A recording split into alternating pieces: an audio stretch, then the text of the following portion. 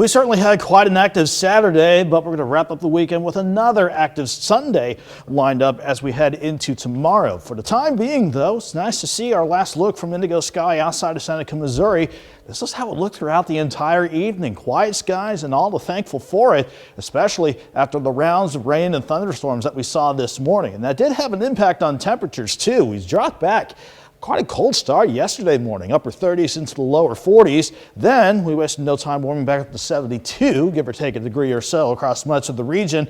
But the rain and the storms this morning only allowed us to drop back into the mid to upper 50s rather to start the day out before we went right back near 72 once again for this afternoon.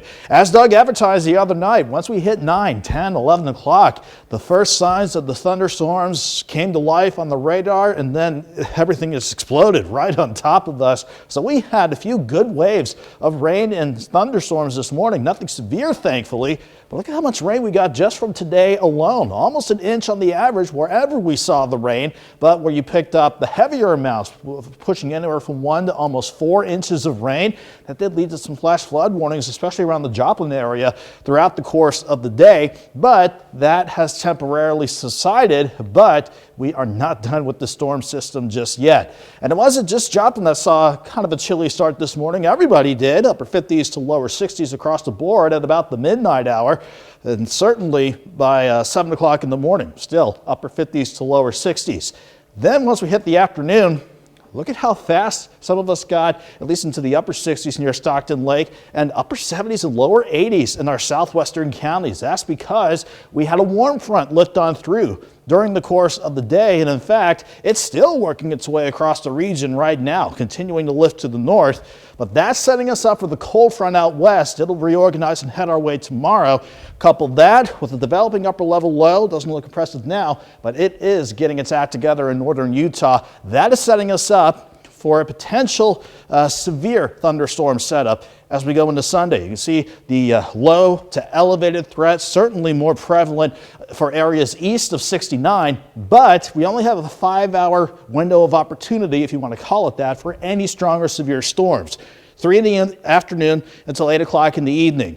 The storms that get going first will definitely have a wind, hail, and tornado threat before we try to see things switch over to mainly a wind threat as the storms move deeper into Missouri. But the warm front rolling through now is going to try to redevelop some scattered thunderstorms during the pre-dawn hours. These should not be severe, but it could bring some additional rain to get your day started.